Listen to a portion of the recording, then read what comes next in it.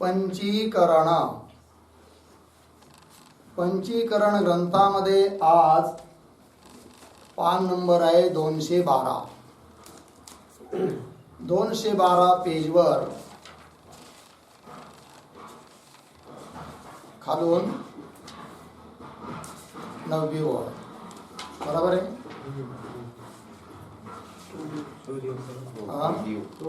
तो देव सर्व व्यापक सापडलं. चला, विषय हा चालू होता की कोणी एक जिज्ञासू साधक त्याने कुठंतरी ऐकलं की देवाला जाणलं असता सर्व अनर्थाची निवृत्ती होते, सर्व पाशांची निवृत्ती होते. म्हणून आपण सुद्धा देवाला जाणून घेऊया. आणि असं म्हणून असा विचार करून तो एका ब्रह्मनिष्ठ सद्गुरूला शरण गेला आणि त्याने गुरूंना जाऊन विचारलं की म्हणे देव कोण आहे. तेव्हा त्या सद्गुरूंनी उत्तर दिलं की जो मनाचा साक्षी आहे तोच देव आहे. तुझ्या मनाला जो जाणतो तो देव आहे. नंतर मग या साधकाला असं वाटलं की माझ्या मनाला जाणणारा जो तो देव कोण असेल माझ्या मनाला जाणणारा.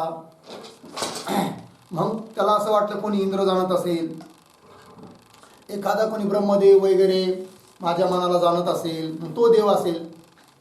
आणि म्हणून तो साधक आणखीन 2-3 जणांकडे गेला, जाऊन विचारतोय की देव कोण आहे. पण जेव्हा सर्व ठिकाणावरून त्याला एकच उत्तर मिळालं की जो तुझ्या मनाला जाणतो तो देव आहे, मग त्याचा विश्वास बसला. मग आता कोण आहे त्याला शोधलं पाहिजे. याकरिता तो साधक मुमुक्षु साधक एकांतात जाऊन विचार करू लागला की माझ्या मनाला जाणणारा कोण आहे. तेव्हा खूप चिंतन केल्यानंतर त्याच्या लक्षात आलं की माझ्या मनाला जाणणारा दुसरा तिसरा कोणी नसून मीच माझ्या मनाला जाणतो.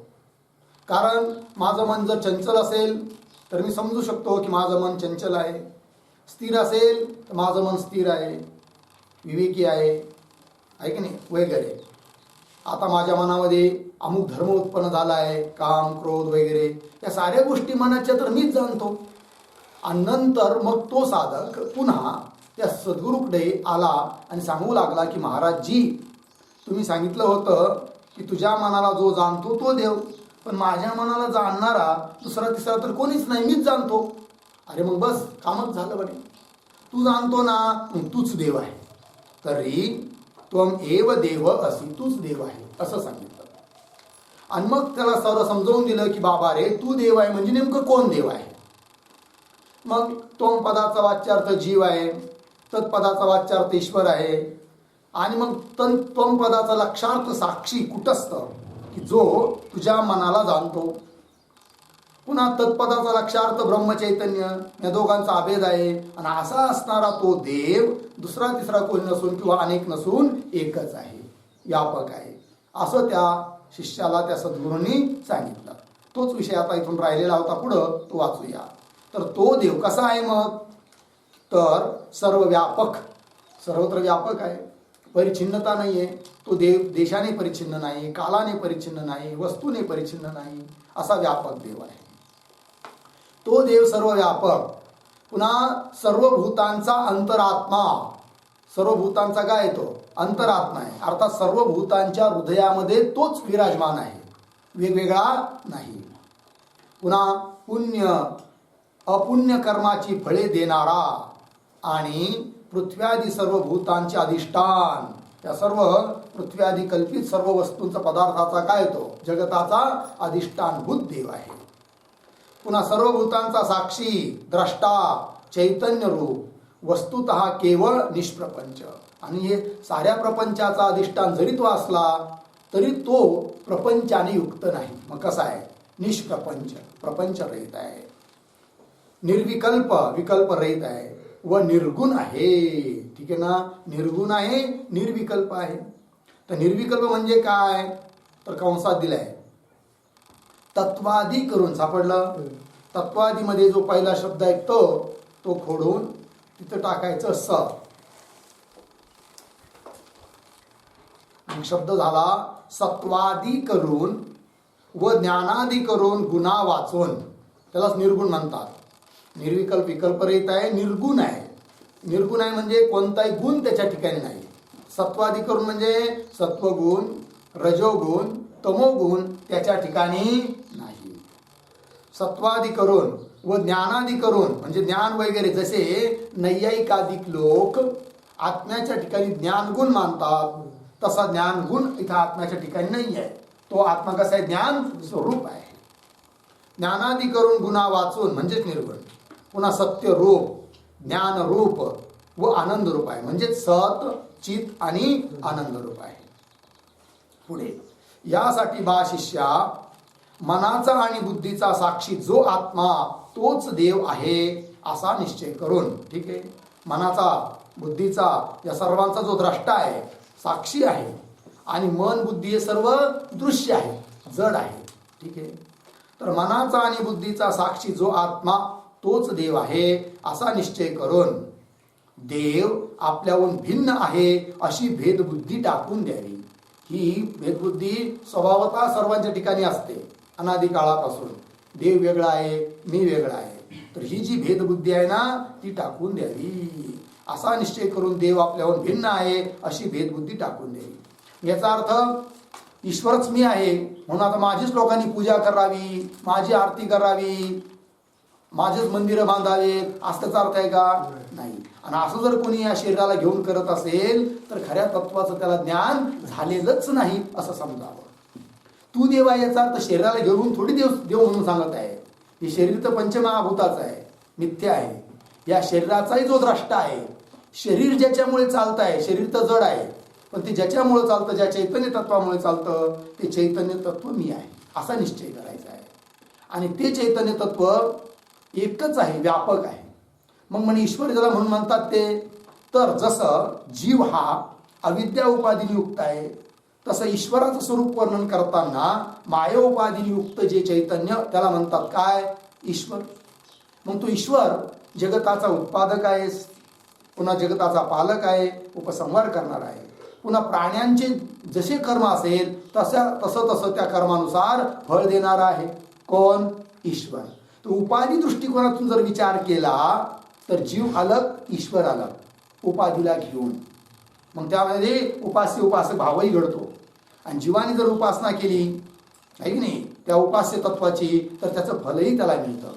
ठीक आहे, मग उपाधीच्या दृष्टीने विचार केला तर जीव परिच्छिन्न आहे, अल्पज्ञ आहे. पण आपल्याला उपाधीच्या अतीत जाऊन विचार करायचा आहे, उपाधीच्या पलीकडे जाऊन विचार करायचा आहे. मग जीवाची उपाधीची अविद्या किंवा वेष्टी अंतःकरण, वेष्टी अविद्या किंवा अंतःकरण ते सुद्धा दृश्य आहे. त्या मनाचं अंतःकरण आणि अंतःकरणाच्या वृत्तींचा सुद्धा जो प्रकाशक आहे चैतन्य तत्व, तो मात्र एकच आहे. अर्थात ईश्वराच्या स्वरूपामध्ये देखील मायेचं अधिष्ठानभूत जे चैतन्य, ते इकडं जीवाच्या उपाधी, जीवाच्या स्वरूपात अविद्येचं अधिष्ठान चैतन्य, ते चैतन्य दुसऱ्या भाषेत त्वम पदाचा लक्षार्थ आणि तत्पदाचा लक्षार्थ दोन्ही मात्र एकच आहे. त्यात अभेद आहे. त्याच्या ठिकाणी आपल्याला अहमबुद्धी करायची आहे. त्या दृष्टीने सांगितल्या जात आहे की तूच देव आहे म्हणून, शरीराला घेऊन नाही. हे मात्र ध्यानात ठेवायचं. चला, यासाठी बा शिष्या, मनाचा आणि बुद्धीचा साक्षी जो आत्मा तोच देव आहे असा निश्चय करून देव आपल्याहून भिन्न आहे अशी भेदबुद्धी टाकून द्यावी.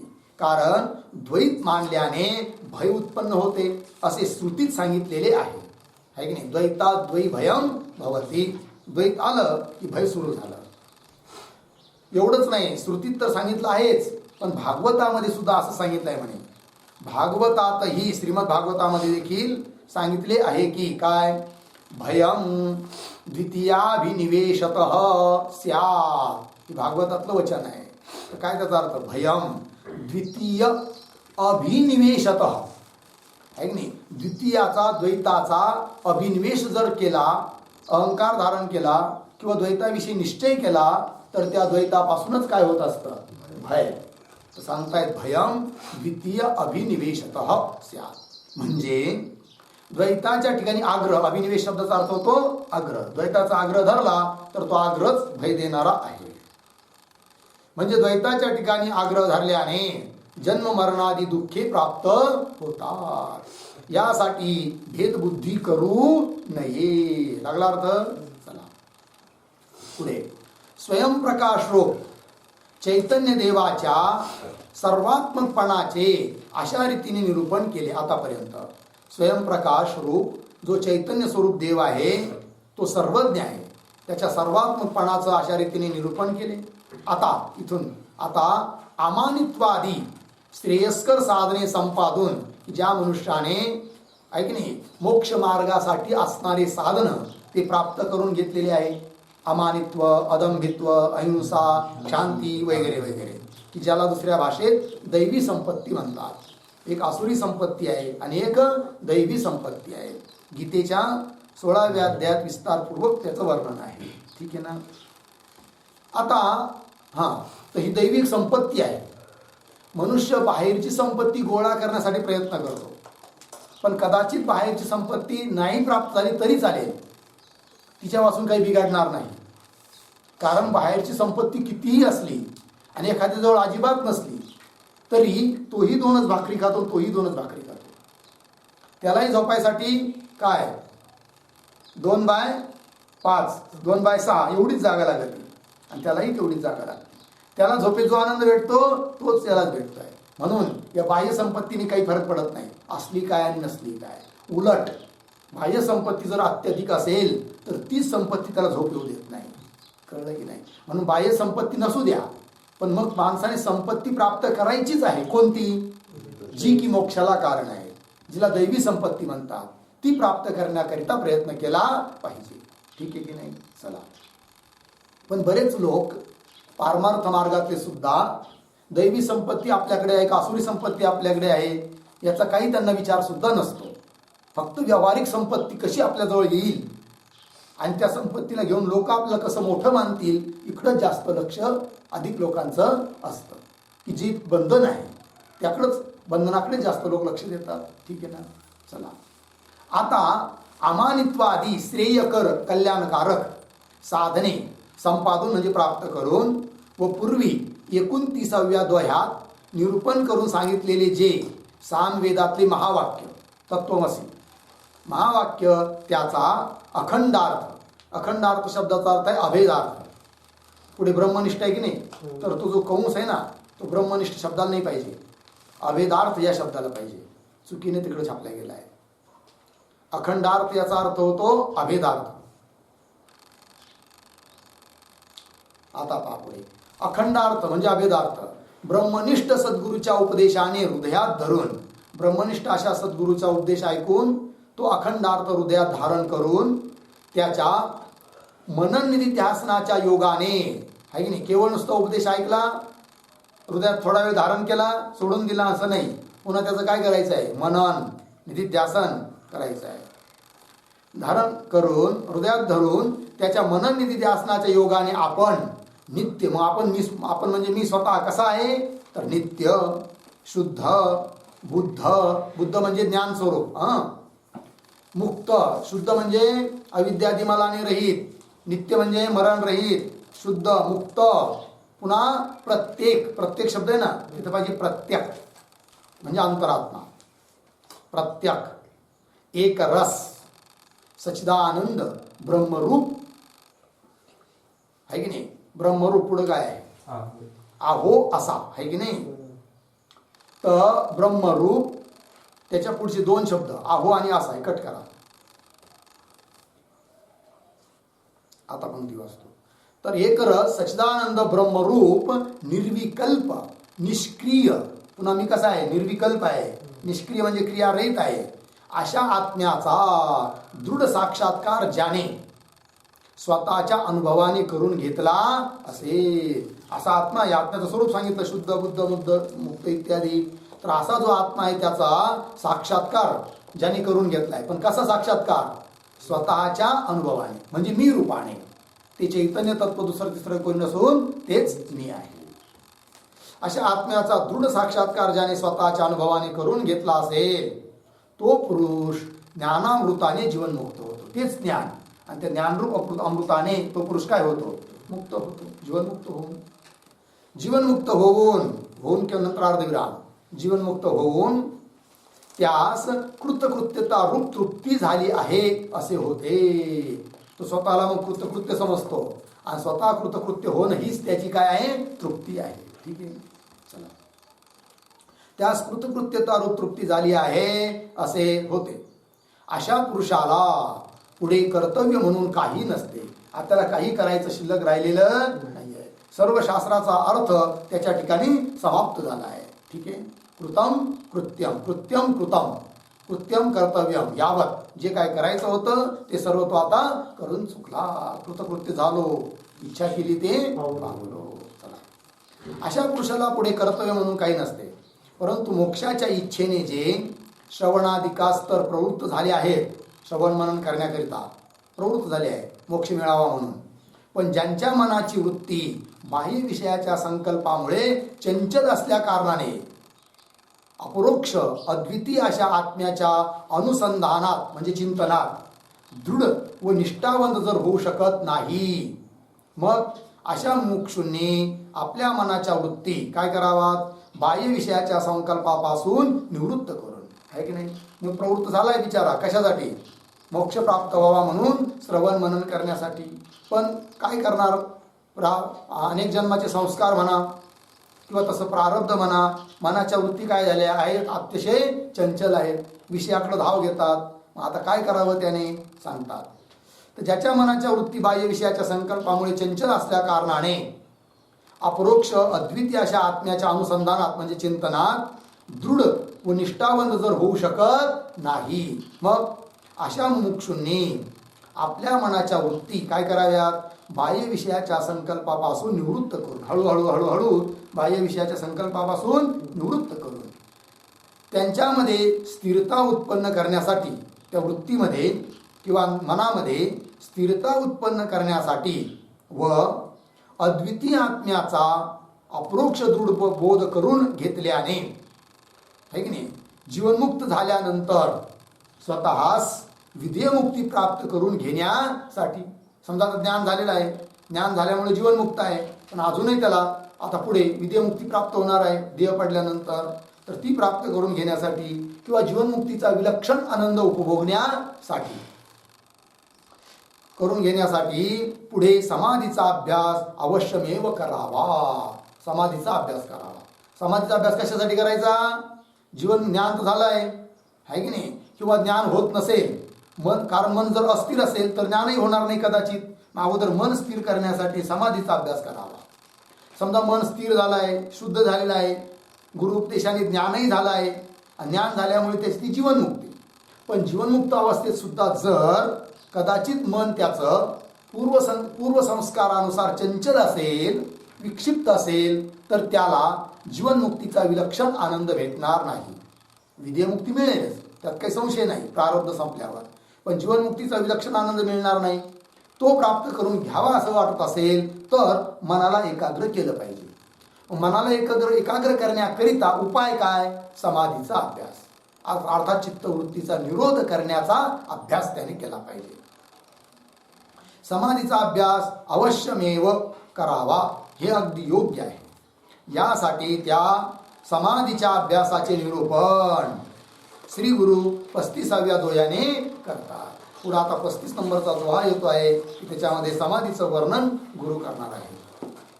चला, तर ध्यानाच्या अभ्यासाचा प्रकार दोहा वाचूया.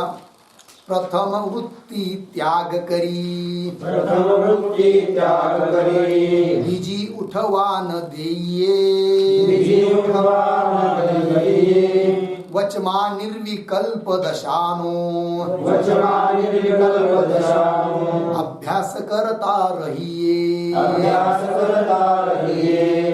प्रथम वृत्ती त्याग करी, निजी उठवा न देये, वचमा निर्विकल्प दशानो, अभ्यास करता रहिये. प्रथम वृत्ती त्याग करी. बीजी शब्दाचा अर्थ आहे दुसरी. उठावा आहे ना, तिथं पाहिजे उठवा असा पाहिजे शब्द. उठवा. ठीक आहे. न दय्ये म्हणजे ठीक आहे झालं. वचमा निर्विकल्प दशान. वचमा वचमा म्हणजे दोन्ही वृत्तीच्या मधला काळ, दोन्ही वृत्तीच्या संधीत मधल्या काळात. पुढे निर्विकल्प दशानो. दशानो म्हणजे दशेचा, दशेचा म्हणजे स्थितीचा अभ्यास करता रहिये. ठीक आहे. आता पहा समाधीचा अभ्यास कसा करायचा.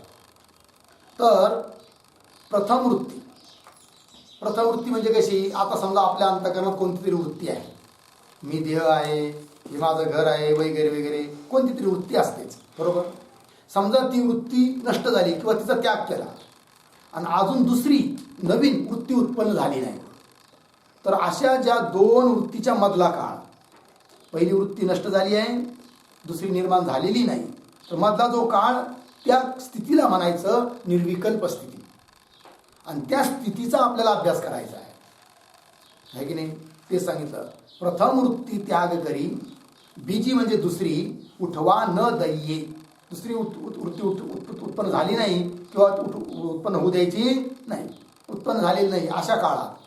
वचमा म्हणजे दोन्ही वृत्तीच्या संधीत मधल्या काळात जी निर्विकल्प स्थिती दशा, तर निर्विकल्प दशानो दशेचा, त्या दोन्ही वृत्तीच्या संधीतला जो काळ आहे, मधला जो काळ आहे, तीच निर्विकल्प स्थिती, विकल्परहित स्थिती, वृत्तीरहित स्थिती. तर निर्विकल्प दशानो दशेचा स्थितीचा अभ्यास करता रहिये. तिचाच आपल्याला अभ्यास करायचा आहे. म्हणजे असा अभ्यास दृढ झाला पाहिजे की चालता बोलता फिरता समस्त वृत्ती काम करत असून सुद्धा त्या वृत्तीचं अधिष्ठान द्रष्टा साक्षी रूपानेच आपण आहोत, अशी स्थिरता असली पाहिजे. ठीक आहे. चला, तर हा जो दोहा आहे याच्या अर्थाचा मराठीतून लिहून घेऊया आपण दोहा, नंतर खाली टीका वाचू. या पहिली वृत्ती नष्ट झाली, पहिली वृत्ती नष्ट झाली. पहिली ओळ संपली. दुसरी ओळ, दुसरी अजून नाही जन्मली, दुसरी अजून नाही जन्मली. तिसरी लाईन, दोन्ही मधली निर्विकल्प दशा, दोन्ही मधली निर्विकल्प दशा. चौथी ओळ, तीत स्थितीचा करावा अभ्यास, तीत स्थितीचा करावा अभ्यास.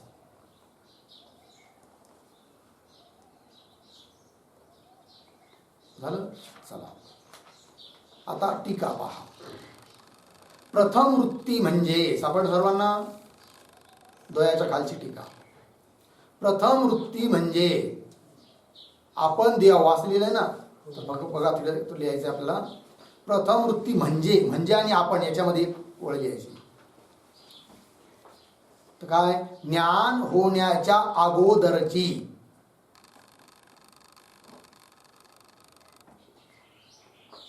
ज्ञान होण्याच्या अगोदरची देहाकार वृत्ती.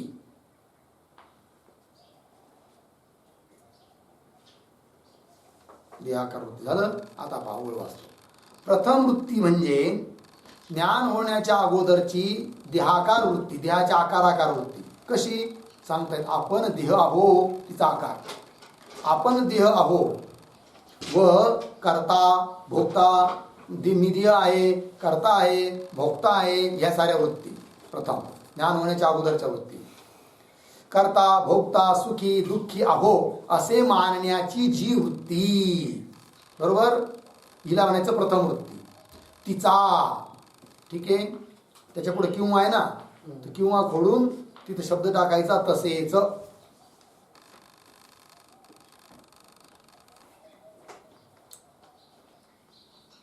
तसेच झालं. आता पहा, असे मानण्याची जी वृत्ती तिचा, तसेच शब्द स्पर्श रूप रसादी विषयांचे स्मरण करणारी आहे की नाही. शब्द स्पर्श रूप रस इत्यादी विषयांचं स्मरण करणारी जी आहे की नाही. तर स्मरण करणारी आणि जी याच्यामध्ये एक शब्द, व प्रवृत्ती रूप व प्रवृत्ती रूप. आता पहा, शब्द स्पर्श रूप रसादी विषयांचे स्मरण करणारी व प्रवृत्ती रूप जी वृत्ती तिचा त्याग करी. तिचा त्याग करायचा. ही झाली पहिली वृत्ती. तिचा काय करायचा? त्याग करी. म्हणजे त्याग करून देहादिकांच्या ठिकाणी अहंता, अहमपणा, मीपणा, ममता, माझपणा, ममता रूप अथवा शब्दादी विषयांचे स्मरण करणारी जी दुसरी वृत्ती तिला उठवा न दये. अर्थात दुसऱ्या वृत्तीला उत्पन्न होऊ द्यायचं नाही. न दये म्हणजे उत्पन्न होऊ देऊ नये. आणि झालं ना, आता पहिली वृत्ती नष्ट झाली, दुसरी अजून वृत्ती उत्पन्न झाली नाही. आता मधला का पुढे पहा. आणि वचमा. वचमा म्हणजे द्वयातलं पद आहे. वचमा म्हणजे मधल्या अवकाशात, दोन्ही वृत्तीच्या मधल्या काळात, मधल्या अवकाशात म्हणजे एका वृत्तीचे निवृत्त होणे व दुसरीचे उदयास येणे या दोहोमधल्या अवकाशात स्पष्टीकरण केलं. पुढे जे निर्विकल्प, निर्विकल्प म्हणजे कल्पना रहित, विकल्प रहित असे आपले स्वरूप स्वप्रकाश असते. स्वयंप्रकाश आहे ते. असं जे आपलं स्वरूप आहे स्वप्रकाश असते, त्याच्यात स्थितीरूप दशेचा म्हणजे अवस्थेचा अभ्यास करता रहिये. सतत तिचा अभ्यास करावा. ठीक आहे की नाही? म्हणजे प्रथम सविकल्प समाधीचा अभ्यास करून, हिला सविकल्प समाधी म्हणायचं, तिचा काय करायचा? अभ्यास करायचा आहे. ठीक आहे ना? अभ्यास करून नंतर निर्विकल्प समाधीचा अभ्यास निरंतर करीत राहावे. अगोदर सविकल्प समाधीचा अभ्यास, नंतर निर्विकल्प समाधीचा अभ्यास सांगितला आहे. तर समाधी कळाली. समाधी म्हणजे काय? निर्विकल्प स्थितीमध्ये स्थिर राहण्याचा अभ्यास. त्याला काय म्हणायचं? समाधी. समस्त वृत्तींचा निरोध आणि आत्माकार वृत्तीचा अभ्यास ही सुद्धा समाधीच आहे. ठीक आहे? तर समाधीची आपण थोडी व्याख्या लिहूया संस्कृत लिहा. समाधी लक्षण. समाधी बराबर नंबर 1, वृत्त्यंतर निरोधपूर्वक, वृत्त्यंतर निरोधपूर्वक आत्मगोचर धारावाहिक चित्तवृत्ती. आत्मगोचर धारावाहिक चित्तवृत्ती.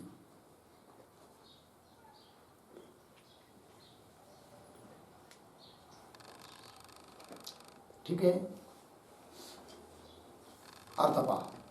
वृत्त्यंतर निरोधपूर्वक. वृत्त्यंतर म्हणजे अन्य अनात्म पदार्थाकार जी वृत्ती आहे त्या सर्व वृत्तींचा निरोधपूर्वक, घटाकार, पटाकार, मटाकार, व्यवहाराकार जी वृत्ती होऊ राहिली ना, त्या साऱ्या वृत्तींचा निरोध करून आत्मगोचर धारावाहिक चित्तवृत्ती. आत्मगोचर आत्म्याला विषय करणारी जी धारावाहिक, धारा प्रवाह रूप से जो रूपाने जी चित्तवृत्ती आहे की नाही, तैल धारावत आत्माकार जी चित्तवृत्ती तिला म्हणायचं काय? समाधी. एक अजून एक लक्षण लिहा. द्रष्टृ स्वरूप अवस्थान. द्रष्टृ स्वरूपावस्थान हेतु द्रष्टृ स्वरूप अवस्थान हेतु चित्तवृत्ती निरोध. चित्तवृत्ती निरोध. ठीक आहे? चला, समाधी अर्थ पहा. द्रष्टृ म्हणजे द्रष्टा, पाहणारा, साक्षी. त्याच्या स्वरूपामध्ये अवस्थान म्हणजे स्थिती. त्या साक्षीच्या स्वरूपामध्ये स्थिती होण्याला कारण जो चित्तवृत्तींचा निरोध तिला म्हणायचं काय? समाधी. ठीक आहे? चला, आता पुढे सविकल्प समाधीचा प्रकार. शिष्य बोलतोय. शिष्य म्हणतो, गुरु महाराज, सविकल्प समाधीत व निर्विकल्प समाधीत काय फरक आहे ते कृपा करून सांगावे. दोन समाधी झाली. तुम्ही सांगितलं की अगोदर सविकल्प समाधीचा अभ्यास करायचा, नंतर निर्विकल्प. पण दोन समाधीच्या स्वरूपात काय बदल आहे, काय फरक आहे दोन्हीमध्ये, ते अगोदर मला कृपा करून सांगतात गुरु. समाधीचे दोन प्रकार आहेत. एक सविकल्प व दुसरा निर्विकल्प. एक सविकल्प समाधी आणि दुसरी निर्विकल्प समाधी. सविकल्प समाधीचे पुन्हा दोन प्रकार आहेत. एक दृश्यानुविद्ध व दुसरी शब्दानुविद्ध. ठीक, मुख्य समाधी तिचे दोन प्रकार. एक सविकल्प समाधी, एक निर्विकल्प समाधी. त्यात पुन्हा सविकल्प समाधीचे किती प्रकार? दोन. कोण कोण? दृश्यानुविद्ध, शब्दानुविद्ध. बरोबर. चला आता पुन्हा शिष्य बोलतोय. मग काय म्हणतो की दृश्यानुविद्ध समाधी म्हणजे काय आहे की नाही? दृश्यानुविद्ध समाधी काय आहे, शब्दानुविद्ध समाधी काय आहे, त्याचं स्वरूप काय आहे, असा प्रश्न सांगतात गुरु. काम, संकल्प, चिकित्सा, श्रद्धा, अश्रद्धा. तिथं श्रद्धा शब्द नाही आहे ना, श्रद्धा शब्द लिहून काढा. चिकित्साच्या नंतर अश्रद्धाच्या पहिले, म्हणजे श्रद्धा अश्रद्धा दोन्ही पाहिजे. आता पहा, काम, काम म्हणजे इच्छा वगैरे. ठीक. संकल्प, चिकित्सा, चिकित्सा संशय आदी. श्रद्धा, अश्रद्धा, धैर्य, अधैर्य, लज्जा, भय व दुसऱ्या ज्या कितीतरी सात्विकादी वृत्ती अंतकरणात उत्पन्न होतात. आहे की नाही? अंतकरणात हमेशा वृत्ती चालूच असतात. कोणती वृत्ती, त्याला आपण विचार म्हणू शकतो. 24 तासामध्ये मनुष्याच्या हृदयात, मनात कितीतरी विचार येऊन जातात. आहे की नाही? अनंत विचार येऊन जातात. त्या विचार म्हणजे काय? एक प्रकारची ती वृत्तीच आहे. तर सात्विकादी वृत्ती अंतकरणात उत्पन्न होतात. त्या सर्व दृश्य आहेत. पण या सर्व वृत्ती काय आहेत? जी दृश्य आहेत. व त्या सर्व वृत्तींचा द्रष्टा म्हणजे पाहणारा आपण साक्षी चैतन्य रूप आहोत. अशा अनुसंधानाने म्हणजे चिंतनाने, असं सतत चिंतन करायचं की वृत्ती उत्पन्न झाली, ती दृश्य आहे, तिचा मी द्रष्टा आहे, त्या वृत्तींचाही प्रकाशक मी आहे, चैतन्य मी आहे. असं अशा अनुसंधानाने जो सदा आत्म्याचा अनुभव घेणे त्यास दृश्यानुविद्ध सविकल्प समाधी म्हणतात. तिला काय म्हणायचं? दृश्यानुविद्ध. दृश्याच्या अपेक्षेने की ते दृश्य आहे, मी त्याचा द्रष्टा आहे, अशा स्वरूपाचं जे चिंतन रूप चित्तवृत्तीचा निरोध, ही समाधी, तिला नाव दिलं दृश्यानुविद्ध सविकल्प समाधी. दृश्यानुविद्ध सविकल्प समाधी म्हणतात. बरोबर. पुढे आता प्रश्न. शिष्य, शब्दानुविद्ध सविकल्प समाधी म्हणजे काय ते कृपा करून सांगावे. म्हणजे आता दृश्यानुविद्ध समाधी कळाली, शब्दानुविद्ध समाधी काय आहे तिचंही स्वरूप सांगावं असा प्रश्न करतो आहे शिष्य. उत्तर देता गुरु. ज्याप्रमाणे तूप, तेल, चंदनाचे गंध, चंदन वगैरे, चिखल इत्यादिकात आकाश भरलेले असते. उदाहरण म्हणून घेतले 2-4 वस्तू, तूप, तेल, चंदन. आहे की नाही? म्हणजे शब्द, स्पर्श, रूप, रस किंवा घट, पट, मठ सर्वांमध्ये आकाश भरलेले आहे की नाही? चिखल इत्यादिकात आकाश भरलेले असते. पण ते त्यांच्याशी लेपासमान होत नाही. लेपासमान होत नाही म्हणजे लेपायमान होत नाही, त्याने लिप्त होत नाही. म्हणजे आकाशाला ते चिटकत नाही. की आता तूप एखाद्याने घेतलं आणि मग तिथे आकाश आहे, आणि मग ते तूप दुसरीकडे नेलं, तिथले आकाश काय तूपमय झालं, असं काही घडतं का? नाही. किंवा तेलाचा वास लागला आकाशाला, असं काही नाही आहे. शब्द किंवा स्पर्श, रूप, रस, गंध किंवा कोणती गोष्ट आहे त्याचा लेप होत नाही. कशाला? आकाशाला. एखाद्या पात्रामध्ये तूप जर घेतलं आणि ते तूप काढलं तर त्या पात्राला तुपाचा अंश राहतो. चांगलं घासलं तरी त्याचा थोडाफार वास येतो, त्याला लेप झाला. तसा आकाशाला कशाचा लेप होत नाही, हा त्याचा अर्थ. लेपायमान होत नाही म्हणजे त्यास चिकटून राहत नाही. कशाला? आकाशाला. त्याचप्रमाणे हा दृष्टांत झाला. त्याचप्रमाणे आपण सर्वांचे काय आहोत? साक्षी, द्रष्टा आहोत. त्यामुळे आपल्याला सुद्धा शुद्ध असंग रूप आहोत आपण. आपल्याला सुद्धा कशाचाच लेप होत नाही. ठीक आहे की नाही? जसं सूर्य सर्वांचं प्रकाशन करतो पण कशाचाच लेप त्याला होत नाही, कशाचाच परिणाम त्याच्यावर होत नाही. त्याप्रमाणे आपण हे शरीर धारण केलं, या शरीराचा लेप आपल्याला नाही आहे. कितीतरी चित्तवृत्ती आपल्या ठिकाणी अध्यस्त आहे, त्याचाही लेप आपल्याला होत नाही. आहे की नाही? तेच दिलं आहे. त्याचप्रमाणे आपण असंग आहोत. बरोबर. आता इथे यांनी काय केलं, अनुवाद करताना आपण वगैरे असं शब्द देऊन बहुवचन घेतलं आहे, पण आत्मा अनेक थोडी आहे, एकच आहे. म्हणून तिथं आपण शब्द कट करून मी टाकायचा. मूळ पुस्तकात तसंच आहे. मग त्याप्रमाणे आपण कट करा आणि मी असंग आहो नाही आहे. मी असंग आहे. सापडलं का नाही? म्हणजे देह, इंद्रिये, अंतःकरणे इत्यादिकात, सापडलं ना? इत्यादिकात आपण आहो ना, तिथं पण मी आहे. देहात मी आहे, इंद्रियात मी आहे, अंतःकरण सर्व ठिकाणी मी भरून उरलो आहे. मी आहे. तथापि त्यांचा संग आपल्याला होत नाही. आपल्याला शब्द कट करून मला. तथापि त्यांचा संग मला होत नाही, म्हणजे आत्म्याला होत नाही. ठीक. पुढे तसेच आपण आहे ना, आपण काढून मी. तसेच मी सच्चिदानंद रूप आहे, आहो नाही आहे. त्याचप्रमाणे मी सच्चिदानंद स्वरूप आहे, आत्मा. सापडलं? पुढे पहा. म्हणजे जागृत अवस्था, म्हणजे जागृत, स्वप्न, सुषुप्तीत मी आहे की नाही? म्हणजे सच्चिद आनंद मी कसा आहे याची सिद्धी करू राहिले पुन्हा. तर जागृत, स्वप्न, सुषुप्ती तिन्ही अवस्थेमध्ये मी आहे की नाही? जागृतीला मी जाणतो, स्वप्नाला मी जाणतो, सुषुप्तीला मी जाणतो. अर्थात तिन्ही अवस्थात मी आहे. तिन्ही अवस्थात मी आहे अर्थात मी सत आहे. अवस्था विविचारी आहेत. एक अवस्था असताना दुसरी अवस्था नसते, म्हणून ते विविचारी झाल्या. पण माझा मात्र सर्व ठिकाणी अन्वय आहे, म्हणून मी सत आहे. पंक्ती पहा. म्हणजे जागृत, स्वप्न, सुषुप्तीत मी आहे, म्हणून सत आहे. म्हणून मी काय आहे जी? सत आहे. पुढे जागृतादी तिन्ही अवस्थास आपण जाणतो. आपण आहे ना, आपण कट करून मी जाणतो. जागृतीला मी जाणतो, स्वप्नाला मी जाणतो, सुषुप्तीला मी जाणतो.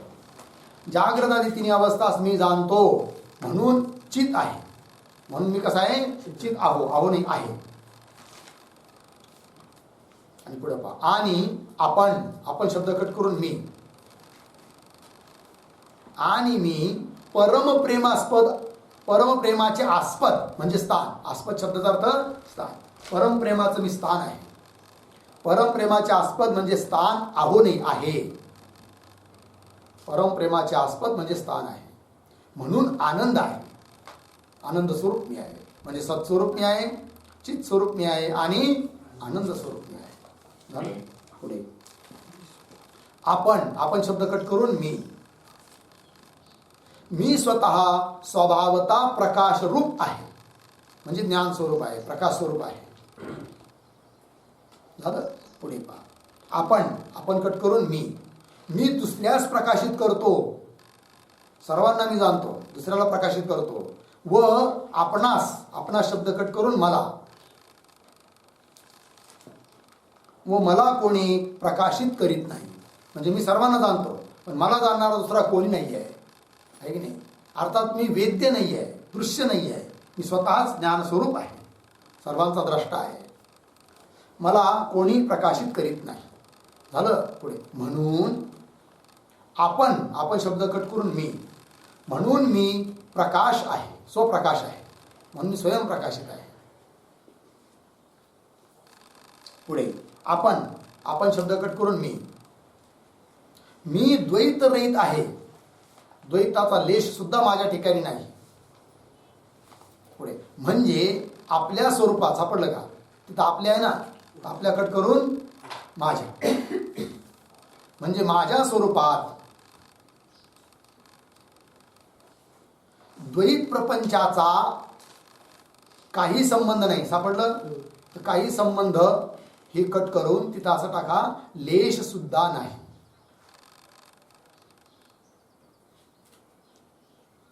आता वाक्य पहा. माझ्या स्वरूपात द्वैत प्रपंचाचा लेश सुद्धा नाही, कारण तो समग्र द्वैत प्रपंच कल्पित आहे. कल्पित वस्तूचा अधिष्ठाना ठिकाणी काय? काही संबंध नसतो, काही लेश सुद्धा नसतो. सर्प थोडाफार तरी आहे का रज्जूस ठिकाणी? अजिबात नाही. पुढे पहा. या रीतीने आपण नाही, आपण कट करून मी. या रीतीने मी असंग झालं. पुन्हा सत, चैतन्य, आनंद आणि स्वयंप्रकाश स्वरूप आहे. मी कसा आहे मग? असंग आहे, सत आहे, चैतन्य, आनंदाने स्वयंप्रकाश स्वरूप आहे, अगुणही आहे. पुढे पहा, असा प्रत्यक्ष शब्दांनी उच्चारण करून काय चालू आहे माहिती आहे का? सविकल्प समाधीचे 2 प्रकार सांगितले. कोण कोण? दृश्यानुविद्ध, शब्दानुविद्ध. दृश्यानुविद्ध समाधी स्वरूप सांगितलं, आता शब्दानुविद्ध सांगायचं आहे. आता तो विचार चालू आहे. तर मी कसा आहे मग? असंग आहे, सत आहे, चैतन्य आहे, आनंद आहे, स्वयंप्रकाश स्वरूप आहे. असा प्रत्यक्ष शब्दांनी उच्चारण करून, म्हणजे या शब्दाचं अनुसंधान करता करता जो चित्तवृत्तीचा निरोध, आत्माकार वृत्तीचा अभ्यास, त्याला म्हणायचं शब्दानुविद्ध. त्या शब्दाचं चिंतन करत करत स्वस्वरूपाचं चिंतन, त्याला म्हणायचं शब्दानुविद्ध सविकल्प समाधी. बरोबर? चला, असा प्रत्यक्ष शब्दांनी उच्चारण करून आत्म्याच्या ठिकाणी वर लिहिल्याप्रमाणे असंगादी विशेषणांच्या अर्थांचा, हे नेहमी कसा आहे? असंग आहे, चैतन्य, स्वतः अनुभव घेणे, तशा प्रकारे असंगादी विशेषणांच्या अर्थांचा जो अनुभव घेणे, त्याला शब्दानुविद्ध सविकल्प समाधी झालं. हा काय झाला? शब्दानुविद्ध सविकल्प समाधी. पुढे, या प्रकारच्या दृश्यानुविद्ध व शब्दानुविद्ध अशा 2 समाधीचा, सापडलं 2 आणि समाधीच्या याच्यामध्ये एक शब्द लिहा, 2 प्रकारच्या सविकल्प, एवढं, प्रकारच्या सविकल्प.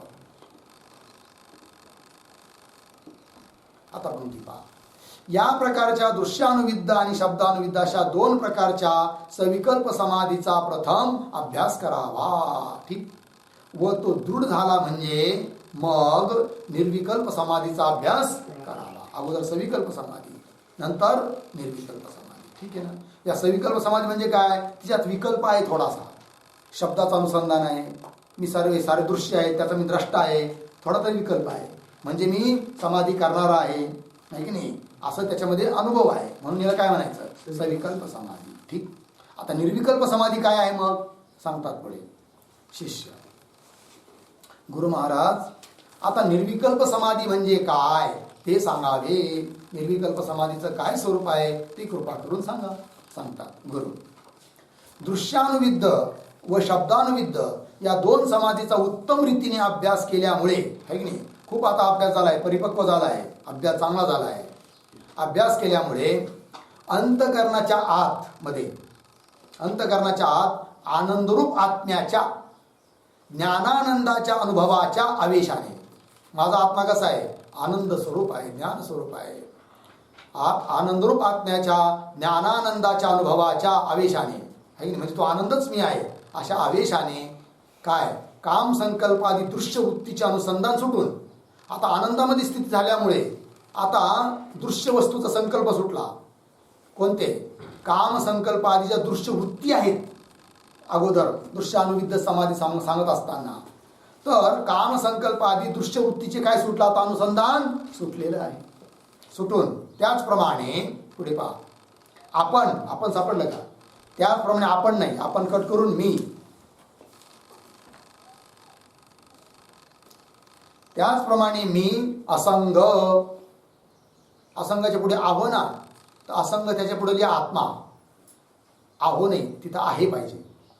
आता वाक्य तयार झालं, त्याचप्रमाणे मी असंग आत्मा आहे इत्यादी शब्दही, म्हणजे ज्या दृश्यवृत्ती होत्या की नाही त्याचंही अनुसंधान सुटलं, आणि जी शब्द होते शब्दानुविद्ध समाधी सांगत असताना मी असंग आत्मा आहे अशा स्वरूपात चिंतन होतं, ते शब्दही सुटले. आता केवळ आता ब्रह्माच्या ठिकाणी वृत्ती राहिली आहे, ती सुद्धा व्यक्त रूपाने दिसत नाही, ब्रह्माच्या ठिकाणी लीन झालेली आहे.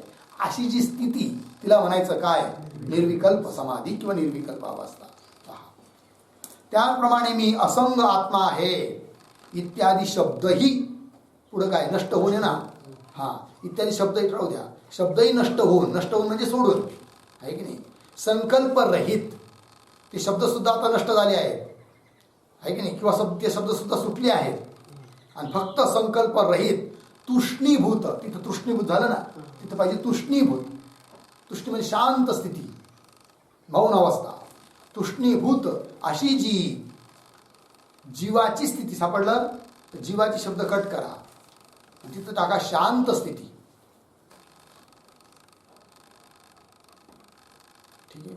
तुष्णीभूत अशी जी शांत स्थिती, चित्ताची शांत स्थिती होते तिला निर्विकल्प समाधी म्हणतात. झालं. पुढे दृष्टांत देऊन सांगतात कशी असते ती निर्विकल्प समाधी. तर वायू नसलेल्या जागेत दिवा जसा निश्चल राहतो. समजा दिवा लावला आहे आणि वायू तर आहे, पण किती, दिव्याला उपकारक जेवढा वायू तेवढाच आहे. असा सोसाट्याचा किंवा ती ज्योत हालेल इतका वायू नाही आहे. किंवा कंदिलाची ज्योत, समजा कंदील पाहिला आहे ना, काच असते, त्याला थोडे थोडे छिद्र असतात, तेवढी पाहिजे तेवढी हवा लागण्यासाठी. आणि ती ज्योत जर पाहिली आपण तो कळत सुद्धा नाही, असं वाटतं ही एकच ज्योत आहे, सारखी ती वर नष्ट होत चालते, खालून येत चालते, काही नाही ज्योत, पण एकदम स्थिर असते. तशी चित्ताची वृत्ती स्थिर होणे स्वस्वरूपाच्या ठिकाणी, त्याला म्हणायचं काय, निर्विकल्प समाधी. पहा, वायू नसलेल्या जागेत दिवा जसा निश्चल राहतो तसे निर्विकल्प, सापडलं की अभ्यास सापडला ना, निर्विकल्प अभ्यास, त्याच्यामध्ये एक शब्द टाका, निर्विकल्प समाधीचा अभ्यास.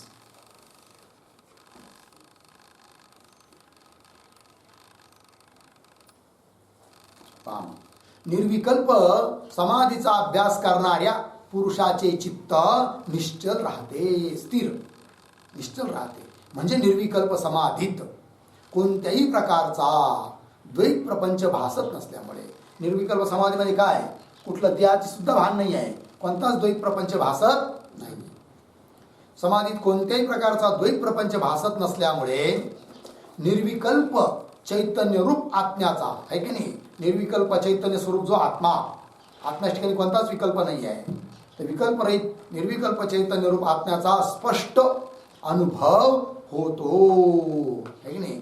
स्पष्ट अनुभव जीवास होतो, जीवास शब्द गट करा, चैतन्य रूप आत्म्याचा स्पष्ट अनुभव होतो, तीच निर्विकल्प समाधी आहे.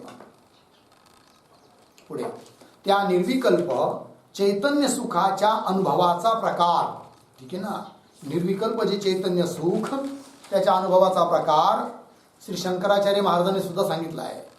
ते श्री शंकराचार्य गुरूंनी, म्हणजे आद्य जगद्गुरु शंकराचार्यजी महाराज, त्यांचा एक ग्रंथ आहे, अनेक ग्रंथ आहे, त्यापैकी एक ग्रंथ आहे लघुवृत्ती नावाचा, ठीक आहे. बघा, श्री शंकराचार्य गुरूंनी लघुवाक्यवृत्ती, लघुवाक्यवृत्ती असं नाव आहे, लघुवाक्यवृत्ती नावाचा आहे. तर तिथला तो काय श्लोक आहे आणि त्या श्लोकाचा काय अर्थ आहे तो सारा पुढे दिलेला आहे, त्याचा विचार आपण उद्या करूया. ओम पूर्णमद पूर्णमिदं पूर्णात् पूर्णमुदच्यते पूर्णस्य पूर्णमादाय पूर्णमेवावशिष्यते. ओम शांति शांति शांति.